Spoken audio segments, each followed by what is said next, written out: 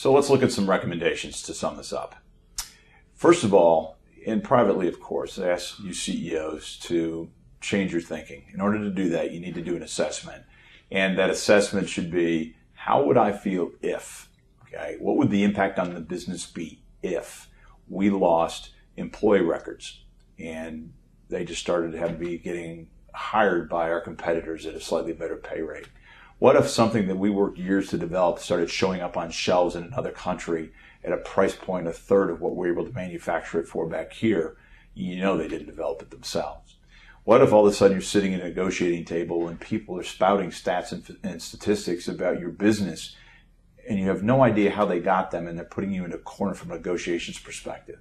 It would make you feel terrible. Couple that with the possibility of your breach that may happen being forced to be made public, and now your name is associated with a very negative event in media around the world. It's all kind of devastating. So I'm going to ask you to rethink it. Try to understand the risk of data breach at a CEO and a boardroom level, and then try to make some simple decisions about how you move forward to protect yourselves. Then my next recommendation is keep it simple. At a board level and a CEO level, it's very hard, particularly the larger business gets, trying to understand every element of your business. And you know that, and that's why you're CEO. My recommendation is on the IT security side. Try to understand, by communicating with your top IT professionals, what your top data risk issues are.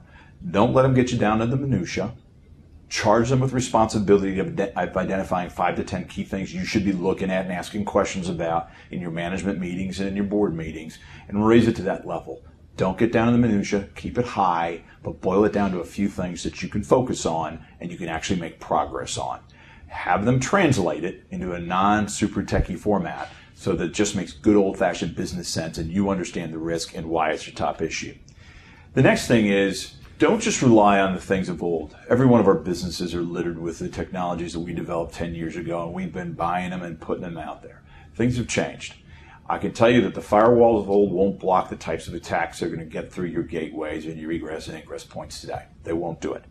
We also know that the antivirus programs, which have a job and have merit, won't block things they don't know about. They can only block things that they do know about. So think back in the previous video segments where I talk about putting some malware on our USB stick that's completely unique to your business. Your AV stuff won't stop that. You need to understand that. You need to challenge your IT professionals to move beyond that. Look for ways of protecting the business in general from the unknown. So there are things. So again, change the way you think about this. Ask yourself the tough questions.